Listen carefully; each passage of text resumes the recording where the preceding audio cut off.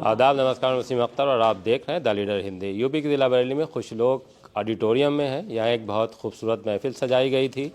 बहुत से सवाल मन में हैं। जितने भी आप मेरे पीछे शुरा कराम देख रहे होंगे, सब युवा हैं। इस वक्त जो हवाएं चल रही हैं, देखिए, अगर हम बात करें तो मैं भी सोचता हूँ, कभी कभी ये मन में सवाल आता है कि अल्लाह ने इंसान को जो पैदा किया वो मोहब्बत की बुनियाद पर पैदा किया है, लेकिन फिर नफ़रत कहाँ से आ गई है, ये एक सवाल है मेरे मन में। हो सकता है आज ये सारे लोग हैं, ये मोहब्बत के जो शमाएँ हैं वो जला रहे हैं दुनिया भर में, देश भर में, और अपने शहर में आज एक बहुत खूबसूरत महफिल सजी थी।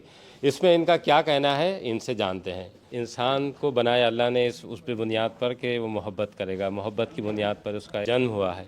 लेकिन फिर जिस तरह की आवाज़ें इस वक्त आ रही हैं, आपको क्या लगता है कि इसमें क्या होना चाहिए कि जो हम उन आवाज़ों को कम कर सकते हैं?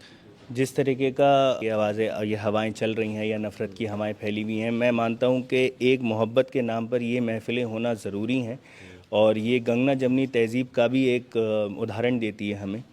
और ये मुशायरे और इस तरीके से लोगों को जोड़ना, एक मोहब्बत की बात करना, ये ऐसा है कि जैसे बहुत सारी आग जल रही है और आपने उसको थोड़ा सा बुझाने की कोशिश करी हो, जिससे और लोगों को राहत मिले, उसकी गर्माहट कम हो। गज़ल के किसी शेर में तो क्या कहना चाहेंगे? बादलों में मिले खुशबुओं में घुल जाए, बादलों में मिले खुशबुओं में घुल जाए, मेरा पैगाम मोहब्बत है जहाँ तक पहुँचे। शायर के लिए सबसे आसान होता है कि वो दो लफ्ज़ों में या दो लाइन में बहुत बड़ी बात कह जाता है। यानी कि अगर सदियां बयान करनी हो, दो लाइन। यार छोड़ो ये मजहबी झगड़े, आओ आपस में हम कलाम करें। तुम हमें देख राम राम कहो, हम तुम्हें देख कर सलाम करें। देखो, अगर पॉलिटिक्स को हटा दिया जाए तो ज़मीनी स्तर पर मेरे जानने वाले बहुत से लोग हैं ऐसे जो इन सब चीज़ों में विश्वास नहीं रखते। मजहब वगैरह में गैर मुस्लिम लोग भी हैं बहुत से, जिनसे मेरे बहुत अच्छे ताल्लुकात हैं। मुझे तो कोई नहीं दिखता अगर राजनीति को छोड़ दिया जाए तो।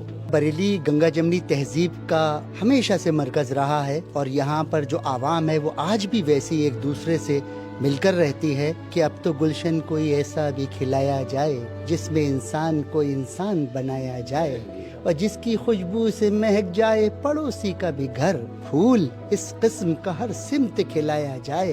हर सलीके से वफाओं को निभाने वाले हम वफादार ही गद्दार कहे जाएंगे। ये सबसे पहले हमारे दिल में होना चाहिए कि हम किसके साथ कैसे पेश आते हैं, ये बहुत ज़रूरी है। आपको मोहब्बत पहले खुद बांटनी पड़ेगी, तभी आपको मिल पाएगी।